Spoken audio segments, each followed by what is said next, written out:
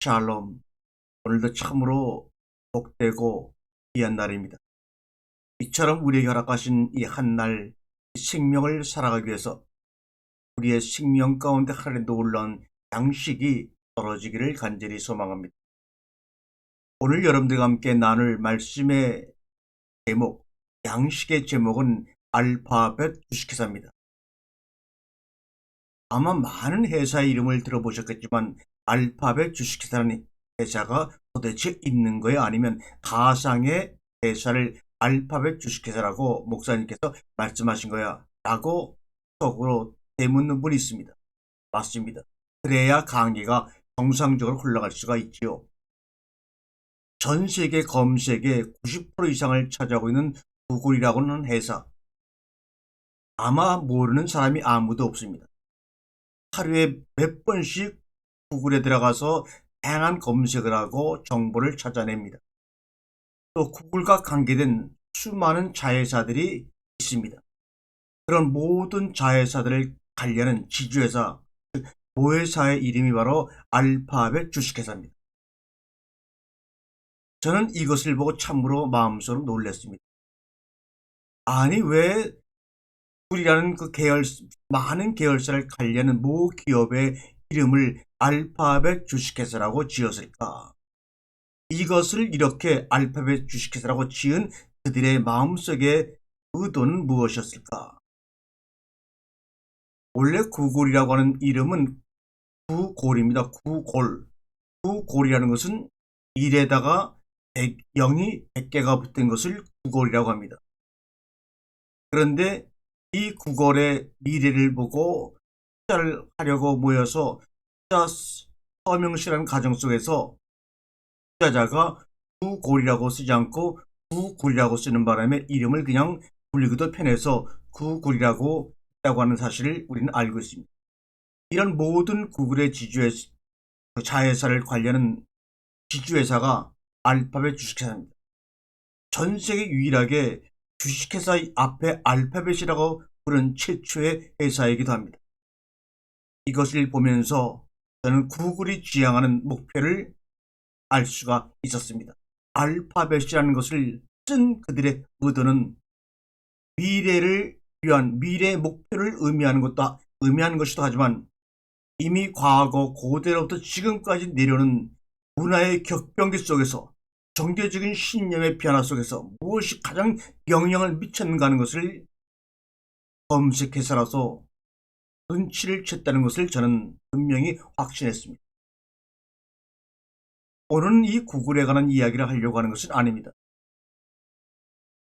사람들의 종교적 혹은 신념의 변화가 일어날 때 그것은 어떤 영적인 대단한 사건이나 천지개벽이나 세계적인 전쟁으로 인해서 종교적 신념의 변화가 일어났을 것이라고 우리는 생각하기 쉽지만 사실 그 역사를 따져보게 되면 전혀 그런 것과는 엄청난 사건과는 관계가 없습니다. 그것은 바로 우리가 전혀 모르고 있고 관심도 없던 것이 영향을 미쳐서 이슬에 옷 젖듯이 사람들의 삶의 종교적 신념의 변화를 가져왔던 것입니다. 마치 자연스럽게 공기를 호흡하고 물을 마시고 빛을 쬐임으로 자신들의 생명이 유지되는 것을 알면서도 전혀 생활 속에서는 신경 쓰지 않고 느끼지 못하는 것처럼 무엇이 사람들의 종교적 신념의 변화를 가져왔는가? 오늘 그 얘기를 해볼까 합니다. 무엇일까요? 여러분의 삶의 종교적 신념의 변화는 어떤 것을 통해서 일어났을까요? 전 세계 종교, 특히 그 중에서도 기독교라는 종교를 우리가 놓고 본다면 이 기독교의 종교적 변화는 무엇을 통해서 일어났을까요? 먼저 결론을 말씀드립니다. 아까도 구글의 지주회사가 알파벳 주식회사라고 말씀드렸죠. 바로 문자입니다. 알파벳 A, B, C, D, E, F, G 알레베이트 기멜 또 가나다라 마바사 같은 22개 내지는 24개 기호로 이루어진 이 알파벳이 종교적 신념의 변화에 어떤 역할을 하는지는 하나의 예를 들어서 여러분에게 설명을 드리겠습니다. 이집트라고 하는 그 나라에서 일어난 사건이 가장 알파벳이 종교적 신념 변화에 어떤 역할을 했는지를 보여줄 것입니다. 지금으로부터 2세기 이집트 사람들은 급속도로 이해할 수 없을 만큼 갑자기 열정적으로 기독교로 개종하는 사건이 일어납니다. 왜 이런 일이 벌어질까? 많은 사람들이 고민하고 연구했습니다. 이는 많은 역사학자들이 특별히 주목할 만한 특이한 현상이기 때문입니다. 어쨌든 이집트는 장엄한 고대 문명의 전통이 숨쉬는 곳이니 그만큼 변화를 쉽게 받아들이지 않을 것으로 역사학자들은 여겨지고 있었기 때문입니다. 당시 2세기에는 이미 3000년이라는 엄청난 역사를 가지고 있던 이집트는 다양한 이민족의 침략과 지배를 받았음에도 불구하고 오리시스, 이시스, 암몬, 마앗, 아누비스와 같은 자신들만의 고유한 신들에 대한 믿음을 확고하게 가지고 살아왔던 민족이요 나라입니다. 실제로 많은 나라들이 이집트를 침범했습니다. 그런데 이집트를 정복한 이민족들이 오히려 자기네 나라의 신과 종교를 이집트에 심어놓은 것이 아니라 거꾸로 이집트의 신과 신화에 매료되는 경우가 더 많았습니다. 그래서 그 종교로 오히려 이집트의 종교로 태양신과 같은 그런 종교로 개종하는 경우가 많았습니다. 또한 이미 그 당시 2세기에는 세계에서 가장 큰 알렉산드리아 대도서관이 이집트에 존재하고 있었습니다. 거기에는 우리가 알고 있는 것만도 53만 권 이상의 장서가 보관되어 있었고 우리 기독교인들이 귀히 여기는 70인역의 번역이 바로 알렉산드리아에서 이루어졌다는 것을 보면 얼마나 알렉산드리아가 문화적으로, 학문적으로, 종교적으로 중심의 역할을 하였는지를 충분히 알고도 나옴이 있습니다. 그래서 이집트 지역에 진출하는 나라는 모두 이집트의 영향을 받을 수밖에 없었습니다. 이집트의 신 오리시스는 그리스를 건너가서 디오니소스, 아티스, 아도니스라는 이름으로 바뀌어서 숭배의 대상이 되었고 아시라고 하는 이집트의 신은 테네와 미느네바로 바뀌어서 그리스 로마에서 신들로 경배를 받았고 이시스는 헤메테르와 히메리의 원형이 되는 신으로 자리 잡았습니다. 이렇게 이집트의 다양한 신들이 그리스와 로마로 들어가서 그 나라 이름으로 변화가 되어서 신들로 숭배를 받았습니다. 이러한 이집트인들이 2세기 말 돌연 자신들의 모든 고대 신들을 버리고 이민족의 새로운 종교를 받아들이는 사건이 일어난 거예요. 그런데 그 이민족은 다른 누구도 아닙니다. 깜짝스럽게 자기네 땅에서 400년 이상을 종살이 하던 유대인들입니다. 그 자기네 땅에서 400년 이상 종살이 하던 작고 작은 유목민 유대인들의 신앙을 그들이 받아들이기 시작한 것입니다. 당시 유대인들은 이집트의 아주 중요한 소수 민족이었습니다. 알렉산드리아에 있는 대도서관에 있는 알렉산드리아 인구의 5분의 1을 차지하고 있었던 바로 소수 민족이 유대인들입니다. 유대인들의 이런 형상 없는 유대인들의 형상을 새기지 않은 절제된 종교는 이집트의 종교와는 완전히 정반대의 것입니다. 이집트는 이미지와 성상을 만들고 스핑크스와 피라미드를 만드는 그런 다양한 신들을 섬기는 다신교의 나라입니다. 이집트인들이 유대인들을 극도로 싫어했다는 것은 이집트 자체의 기록으로도 남아 있습니다. 유대인들의 신이 이집트들의 무수한 장남을 죽이고 파라오도 죽였다고 그들은 믿으며 이를 기념하는 유대인들의 명절 패사 후 6월절을 유대인들이 매년 지킨다는 사실은 이집트인들 사이에서도 유명합니다. 이것은 이집트인들에게 물력적으로 느껴질 수 있는 사건과 사실이 아닙니까? 이 같은 사건을 매년 기념하는 유대인이 주인공인 종교로 대종할 사람이 과연 몇 명이나 있겠습니까? 아무도 대종하지 않아야 정상입니다. 하지만 이집트인들은 당시 어디에서도 볼 수 없는 뜨거운 열정으로 새로운 종교를 적극적으로 받아들입니다. 그 증거가 바로 이집트의 수도 알렉산드리아에서 헬라어 70인역이 번역되었다는 사실만 보고도 충분히 증명이 되는 것 아닙니까? 이집트인들은 왜 자신들의 풍요로운 수많은 신을 모시는 만신전을 포기하고 자신들의 사제를 공격하고 심지어 자신들의 신전을 파괴해가면서까지 겟세마네 동산 십자가에 매달린 유대인의 애언자 이야기가 중심에 서 있는 새로운 종교로 개종을 한 것일까요? 우리는 오랫동안 예수를 믿고 그리스도의 인으로 살아가면서도 이 문제를 한 번도 고민하고 질문을 던져본 적이 없습니다. 기원전 2세기 지중해와 접해 있는 모든 지역에서 알파벳을 쓰지 않는 지역은 이집트가 유일했습니다.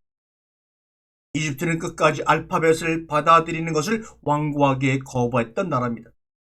대신 신전에서 신들을 숭배할 때 쓰는 신관 문자를 더욱 간결하게 개량한 민중 문자라는 것을 만들어 사용하도록 하였죠. 민중 문자는 음소 단위로 하는 알파벳과는 달리 음절을 단위로 하는 문자라는 것이 특징입니다. 하지만 결국 끊임없이 밀려들어온 알파벳의 침입을 막아내지 못하고 이집트인들은 민중 문자에 알파벳의 원리를 가하면 자신들만의 꼽트라고 하는 문자 체계를 만들어냅니다. 거의 하룻밤 사이에 성가신 상향 문자와 신간 문자는 이집트인들 사이에서 자취를 감춰버리고 민중 문자도 꼽트 문자로 대체가 됩니다.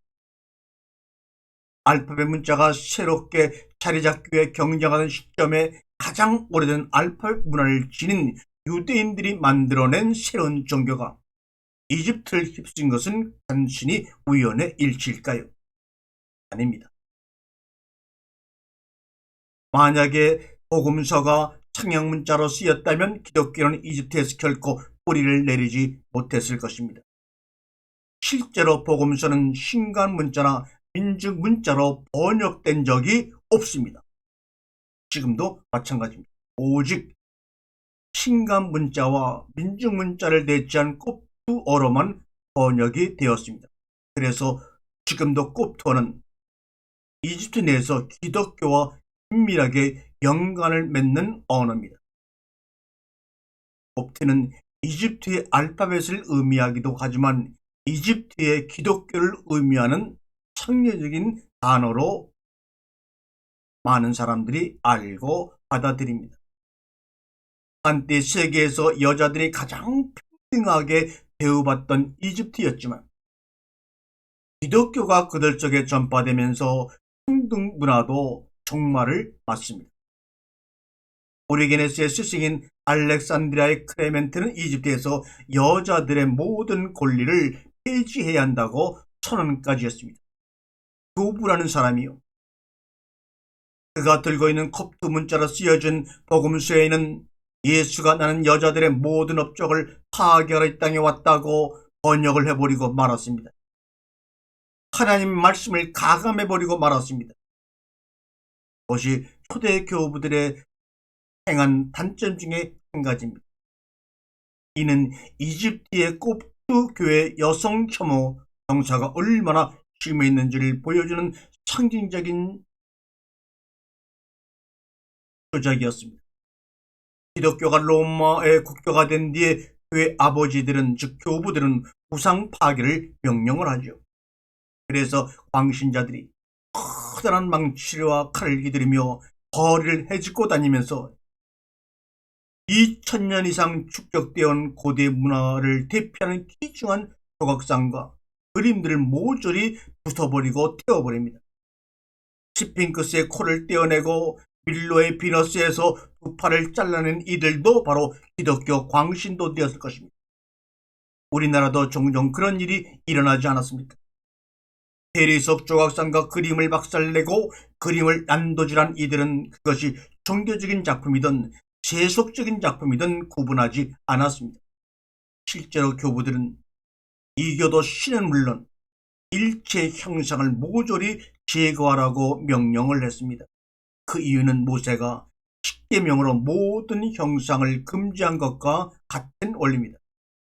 자네로 이해되는 문자 메시지가 세상을 지배하기 위해서는 우뇌로 인식되는 이미지를 세상 속에서 완전히 없애야 한다고 그들은 생각을 했던 것이지요. 그러면서 신약의 위상이 점차 높아가면서 예수님의 뜻과는 달리 여자의 권리는 대폭 축소되었고 이미지는 말살되었던 것입니다. 380년에 킬레 이시스 신전이 폐쇄되었고 391년에는 에베소의 아르테미스 신전이 약탈되었으며 390년에는 대지교 네오필루스의 지시에 따라 광신도 무리가 인류의 지식의 보고인 53만 권 이상의 장서가 보관되어 있는 알렉산드리아 대도서관을 모조리 불태워버리고 말았습니다. 그 이로 인해 우리에게는 귀중한 인류의 무산을 잊어버리고 만 비극의 사건이 발생되었습니다. 왜요? 왜 알렉산드리아 대도서관을 불태웠을까요? 그것에 기독교인들이 아닌 이교도들의 고대 문헌이 소장되었다는 단순한 이유 때문이었습니다. 또한 425년에는 데오도시우스 2세는 팔레스타인 지역의 모든 유대 교회당을 폐쇄해버립니다. 529년에는 유스티스와 유스티니아스 1세는 아테네 아카데미를 다 해체해버립니다. 사랑과 관용에서 탄생하는 기독교는 이때부터 옹졸하고 포악한 종교, 다른 종교를 전혀 인정하지 않는 아주 포악하고 옹졸한 종교로 변질되기 시작하였던 것입니다. 415년 봄, 드디어 여자들이 처한 운명의 변을 압축해서 보여주는 사건이 발생을 합니다. 당대 국제도시 이집트의 알렉산드리아에는 신플라톤 학파의 거두이자 수학자로서 유명했던 여성 히파티아가 있었습니다. 그녀는 또한 오르페우스 교파를 지지하는 주요 인물이었던 것이죠. 그녀의 품위와 미모와 유창한 합법은 남녀를 막론하고 많은 학생을 불러 모았습니다. 그녀의 지혜와 학문과 과학의 화신 같은 존재로 알렉산드리아에서 떠받들고 있던 그런 귀한 여성인데, 알렉산드리아 대주교 키릴은 히파티아의 위상과 영향력을 매우 못마땅하게 생각을 했습니다. 그래서 키릴 대주교는 니트리아 소사에게 그녀를 납치해오라고 비밀스럽게 명령을 내립니다. 그래서 수도사들은 그녀가 지나가는 길목에 매복해 있다가 길을 막고 마차에서 그녀를 끌어내 교회 마당으로 끌고 갑니다. 끔찍스럽게도 교회당 내부에서 그녀의 옷을 모두 벗기고 손과 발을 사방으로 벌려 묶습니다. 그리고 수도사들은 굴껍질로, 그 따가운 굴껍질로 찰가적을 벗겨내는 고문을 감행합니다. 고문은 뼈가 드러날 때까지 계속되었습니다. 얼마나 고통스러웠을까요? 얼마나 굴욕스러웠을까요? 그렇게 버티다가 히파티아가 죽자 수사들은 그녀의 사지를 잡아당겨 시체를 갈갈이 찢어버렸다고 기록되고 역사가 증언하고 있습니다. 이것이 그 당시에 여자들이 처한 운명이었습니다. 무대에는 로마 제국의 현란한 장관이 펼쳐지고 있던 중 410년 영원할 것 같던 도시 로마에 드디어 야만인들이 쳐들어와 약탈하고 방어하고 로마를 폐허로 만들어 버립니다. 그때 로마를 침입했던 종족이 바로 게르만족의 신입니다. 이론에 찬란했던 로마의 빛은 잿빛으로 변하게 됩니다. 불에 타버린 폐허 속에는 누더기를 거친 생존자들보다 무리지어 거리를 피하는 털 빠진 개들이 훨씬 자주 눈에 띄었다고 역사는 기록하고 있어요. 그리고 470년 동로마와 서로마로 통일되어 존재하던 그런 로마 제국의 서쪽에 있던 서로마는 드디어 역사 속에서 사라져 가고 맙니다. 이런 어두운 암전 속에서도 신은 무대 위에서 어떤 움직임이 이어지고 있다는 사실을 눈치챘지. 이런 어두운 암전 상황은 그 뒤 500년 동안 지속이 됩니다. 시민들의 권리는 완전히 붕괴된 상태입니다. 모든 사람들이 더럽고 모든 것이 검댕이를 뒤집어 쓰고 있는 듯 잿빛의 것이로 변합니다. 또한 그동안 사용했던 말을 다 잊어버리고 사람들이 쓰는 말이 낯설어집니다. 라틴어나 그리스어를 사용하는 것이 아니라 지역마다 고유의 방언들을 사용합니다. 제대로 발달되지 않은 투박한 억양들이 서로의 귀에 꽂힌 그런 것으로 변화되고 맙니다. 거리를 돌아다니는 등장인물들의 모습을 보니 빨간색, 검은색, 갈색 옷만 입고 다닙니다. 공동체에서 막강한 영향을 미치는 교회 성직자들은 양피지 위에 새긴 검정 글자처럼 검정 옷만 입고 다닙니다. 그것이 그들의 신분의 상징입니다. 또한 땅을 바둑판 모양으로 나눠 이를 소유하고 관리하며 전쟁이 터지면 나가서 싸우는 귀족들은 자신들의 상징을 빨간 옷으로 정했습니다. 그리고 그 외 변변치 못한 생활을 영유하게 밖에 나가 부지런히 일하는 농노들은 볼품없는 갈색 옷을 입고 살 수밖에 없는 시대로 변화되고 말았습니다. 인구의 대다수를 차지하는 농노들은 이승에서 목숨을 부지하기 위해 귀족들에게 의지해야 했으며 저승에 죽어서는 저 자신들의 영혼을 구원받기 위해 성직자에게 의지해야 하는 이중고의 고통스러운 삶을 살아가고 연명했습니다. 보호자이자 압제자인 이들에게 농노들은 얼마 안 되는 곡물 수양량 등 상당 부분을 바쳐야만 또 했습니다. 얼마나 고통스럽고 아팠을까요? 얼마나 배가 고팠을까요? 역사학자는 이 시대를 바로 암흑시대라고 부르는 그 이유는 단 한 가지 때문입니다. 왜 역사학자들이 이때 500년간의 기간을 암흑시대라고 부르는 것이냐? 바로 한 가지 때문입니다. 로마 제국의 몰락 이후 예기치 못한 역사의 반전이 일어납니다.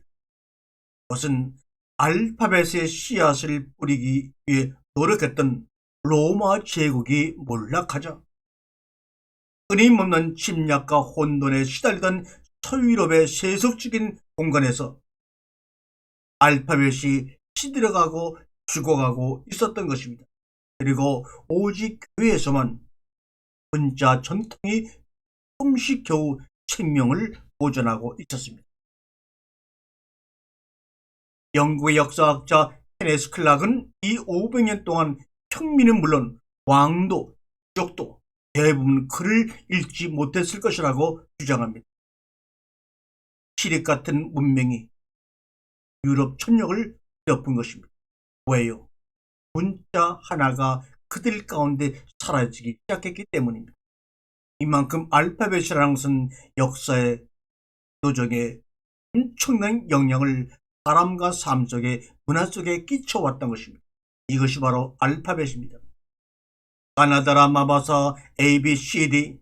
그래서 구글은 자신들의 모회사를 알파벳이라는 칭호를 앞에 붙여서 알파벳 주식회사. 이것을 세계 많은 사람들이 알고는 있는지 모르겠습니다. 암흑시대는 블랙홀처럼 그 당시 서유럽의 모든 것들을 받아들였습니다. 이 기간 동안 주목할 만한 과학적, 문자적, 문학적 사고는 단 하나도 출현하지 못했습니다. 왜요? 글로 기록된 것이었기 때문에 암흑시대 삶이 어떤 모습이었는지 우리가 정확히 파악하기는 어렵습니다. 다만 당시의 삶이 매우 불안정했을 것이라고 추론을 할 뿐이지요. 야만적인 풍습, 무지, 미신이 지배했던 것으로 보입니다.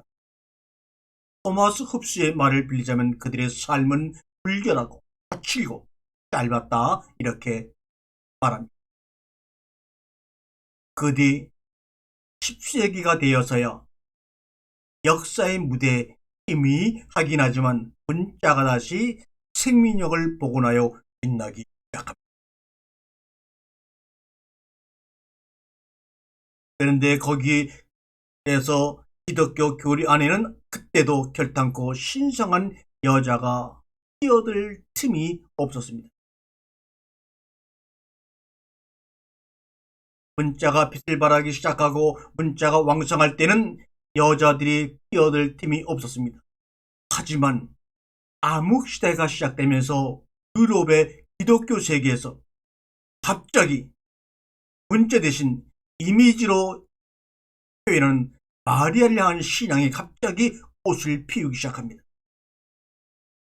600년경에는 아테네를 섬기기 위해 지었던 파르테노 신전을 마리아를 섬기는 신전으로 다시 봉헌합니다. 이 교회 여신들을 위해 지어졌던 다른 많은 신전들도 대부분 다 마리아를 섬기는 신전으로 바뀝니다. 지중해를 중심으로 탄생하는 기독교 이전의 모든 종교들은 한결같이 가장 중심이 되는 신들을 위한 거대한 기념물 신전을 세웠습니다. 바벨론의 마르둑 신에게는 지그라트라는 신전을, 아톤에게는 고대도시 아케타톤을, 제우스에게는 헤르쿨라네움 신전을, 야에게는 예루살렘 성전이 봉헌되었습니다. 이들은 모두 웅장한 석조 건축물을 지어서 최고의 신들에게 경의를 표하고자 하는 인간의 보편적인 충동을 보여주는 건물들입니다. 중세의 가장 눈에 띄는 예술적 성취는 높은 철탑으로 유럽의 하늘을 찌르는 수많은 고딕 양식의 대성당들이죠. 이 거대한 석조 건축물보다 중세시대 정치를 잘 표현하는 것은 없습니다. 하지만 중세인들이 이러한 웅장한 대성당을 지은 것은 삼위일체 속에 속하는 하나님 예수 성령을 기리기 위한 것이 아니었다는 데 문제가 있습니다.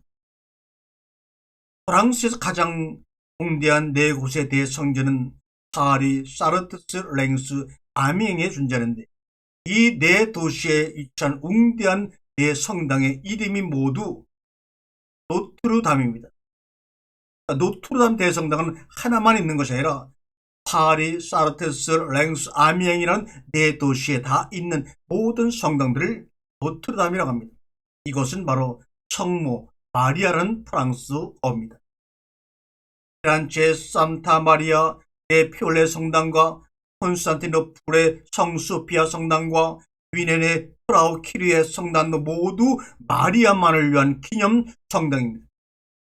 식민 지도자들은 물론 교회 지도자들도 이 엄청난 건축물들을 그리스도가 아닌 예수가 아닌 그의 인간 어머니에게 바치는데 모두 만장일치로 동의를 한 것입니다. 프랑스에서만 해도 100여 개의 교회와 80여 개의 성당이 마리아 이름으로 지어졌습니다.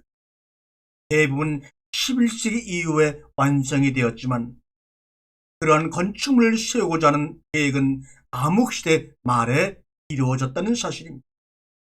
마리아의 미덕을 칭송하는 복음서는 존재하지 않지만 유럽의 풍경을 아름답게 수놓은 하늘 높이 치솟는 돌로 만든 성서들은 한결같이 그녀를 기리고자 하는 민중의 마음을 표현한 것이었습니다.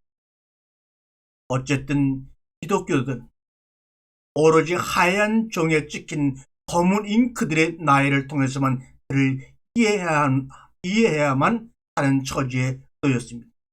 하지만 문자를 알지 못하는 유럽에서 등장한 마리아는 신약에 나오는 가나안의 혼인잔치에서 아들에게 단호하게 훈계하는 고집센 여인과는 다릅니다.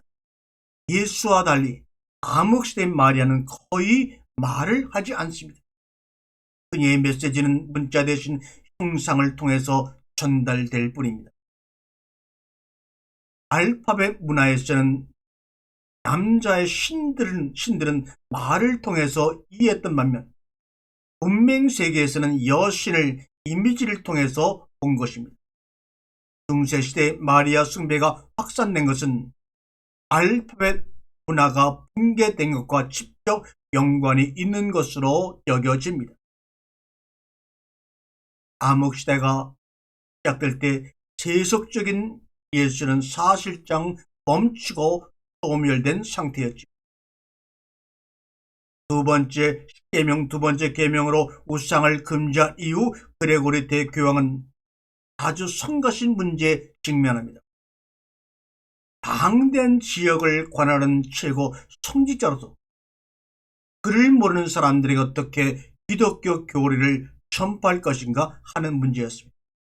더욱이 그림이나 조각을 이용하지 못하는 상황에서는 이는 매우 어려운 과제였습니다. 성서를 문자 그대로 엄격하게 해석하는 이들의 완고한 반대를 무릅쓰고 대교황은 십계명의 두 번째 계명을 무효라고 선포를 합니다. 그레고리 대교황이 말이죠. 참으로 어처구니 없는 일들이 우리가 알지 못하게 일어났던 것입니다.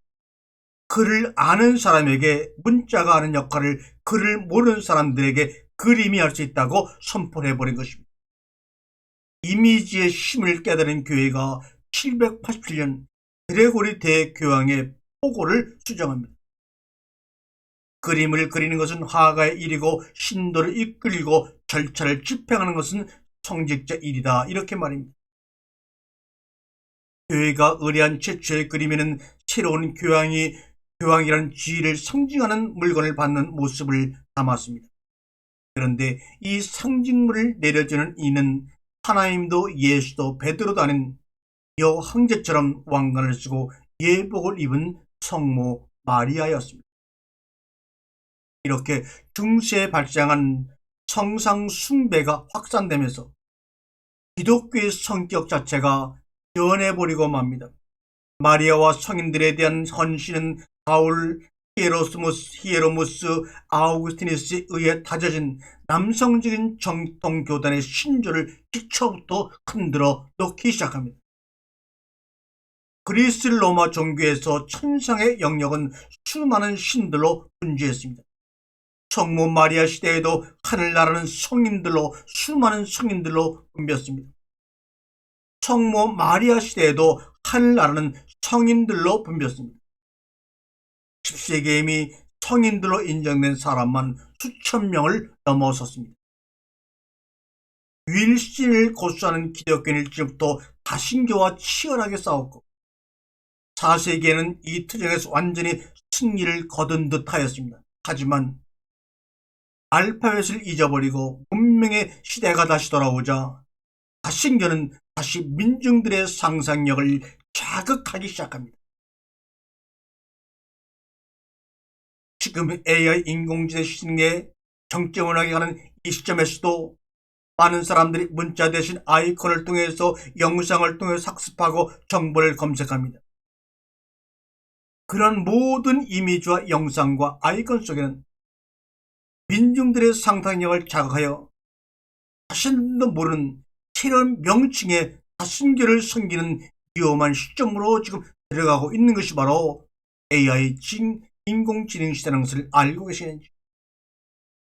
이러한 시점에서 기독교인들이 다른 믿음을 유지하기 위해서 어떻게 해야 하는가 하는 것은 역사를 온전히 뒤돌아봄으로 말미암아 그것을 반면교 삼아 앞으로 나아갈 길을 깨달아 나가야 합니다. 그를 아는 남자로만 이루어진 사제단은 제단 앞에서 남성적인 삼위일체 신에게 기도를 드리는 반면에 같은 성당 안에서 예배를 드리는 가운데서도 그를 모르는 대중들은 성도들은 예배당에 앉아서 성모와 성인들의 형상을 그리며 공명하는 소리에 취해 묵상만 하다 예배당을 떠나는 것입니다. 남성 중심의 교회 질서에서 마리아는 하나님의 어머니로서 경배될 뿐만 아니라 경배될 뿐 어머니 하나님으로 경배되지는 않습니다. 또한 그녀에게 섹스와 출산이라는 이미지가 스며들지 않도록 하기 위해 상반된 두 가지 축을 강조합니다. 그것은 동정녀와 어머니라는 모순된 개념입니다. 하지만 사람들은 마리아를 문자가 도래하기 이전에 농경 문명에서 숭배하던 고대 여신의 환생으로 인식하기를 시작합니다. 이를 입증하는 것이 바로 검은색의 검은 성모상입니다. 에스파냐에서 러시아까지 이어 전역에 퍼져있던 무수한 중세 교회들이 저마다 검은 성모상을 가장 신성한 경배의 대상으로 삼았습니다. 이전 문자에서 주요 남자신을 상징하는 가장 인기 있는 토템은 태양과 낮이었던 반면 여신은 달과 밤이었습니다. 검은색은 바로 밤의 색이며 땅의 그늘입니다. 그래서 검은 성모상을 가장 경배의 대상으로, 땅의 대상으로, 어둠의 대상으로 삼았습니다. 민중 사이에 빠르게 번져 나가는 마리아의 인기를 교회는 인정할 수밖에 없었습니다. 그래서 중세시대 바티칸은 8월 15일을 성모 축전 대축일로 지정을 합니다. 그런데 이날은 공교롭게도 기독교 이전 여신시대 아르테미스라는 여신을 기리는 날과 일치하는 날을 성모 축전 대축일로 정해버립니다. 한 발 더 나아가 프랑스와 영국에서는 3월 16일을 성모의 날에 1년이 시작하는 달력을 새롭게 만들기도 했습니다. 마리아의 치솟는 인기를 견제해야 한다는 무의식적인 압박을 느낀 교회 지도자들은 순수한 악을 상징하는 인물을 보완해내고 만들어냅니다. 그 결과 탄생한 것이 바로 우리가 악마라고 알고 있는 그 단어입니다. 이 악마란 단어는 말의 치솟는 인기를 견제하기 위해서 교회 지도자들이 교회에서 만들어낸 하나의 가상인물이요 청징입니다. 악마는 수메르, 이집트, 크레타, 그리스, 로마에 북적대는 그 수많은 신들 가운데서도 찾아볼 수 없는 신입니다. 어두운 면에 있는 신도 있기는 했지만 홀로 모든 악을 대표하는 신은 고대 역사 이후로 이전에도 존재하지 않았습니다. 그런데 말의 치솟은 인기를 견제하기 위해서 교회 지도자들은 악을 상징하는 대표로 악마라는 단어를 만들어내어 교회에 도입하기 시작했습니다. 토라에도 성경 토라에도 악마에 해당하는 신은 존재하지 않고 단어도 존재하지 않습니다. 악마를 제외하고 서양이 신 중에서 빨간색으로 그려지는 신은 디오니소스밖에 없습니다. 그러다 보니 농노로 이중적인 고달픈 삶을 살아가는 아침민들에게 그 당시에 수도원은 농노의 삶이란 교역에서 벗어날 수 있는 유일한 도피처였습니다. 또한 전쟁이 날 때마다 징집해 끌려가는 지역 민병대로 진병되지 않기 위해서 수도원에 들어가는 사람들도 많았습니다. 하지만 수도원이 세속적인 삶의 쾌락을 포기할 수 있도록 유도하는 가장 중요한 동기는 바로 신분산승입니다. 우리나라로 말하면 사법고시, 행정고시, 외모고시 같은 고시의 수준에 해당하는 것입니다. 하층민들도 수도원에 들어갈 수만 있다면 세속적인 쾌락은 포기할 수밖에 없지만 그로 인해서 평생을 뛰어넘을 수 없는 신분 상승의 기회를 잡을 수가 있었기 때문에 수많은 사람들이 수도원에 들어가려고 경쟁을 벌였던 것이지, 순수한 하나님을 찬양하는 경배하는 신앙의 입장으로 수도원에 들어가려고 했던 것은 아닙니다. 물론 소수의 사람들은 그러했겠지만 말입니다. 중세시대의 농노로 태어나면 아무리 똑똑하더라도 평생 농노로 살아야 했습니다. 기적인 모든 땅을 소유하고 있었으며 계급 사이를 갈라놓은 틈을 누구도 건너갈 수가 없었습니다. 하지만 교회는 실력으로만 평가받는 사회였기에 야망에 가득 찬 젊은이들에게 신분 상승의 꿈을 실현할 수 있는 기회를 수도원을 통해서 제공했던 것입니다. 또한 문자는 신분 상승을 놀리고 들어온 사람들에게 교회 안에서 높은 계급으로 올라가는 유일한 열쇠가 바로 문자를 아느냐 모르느냐입니다. 그래서 수도원은 문자를 가리키는 그 당시의 유일한 기관이었습니다.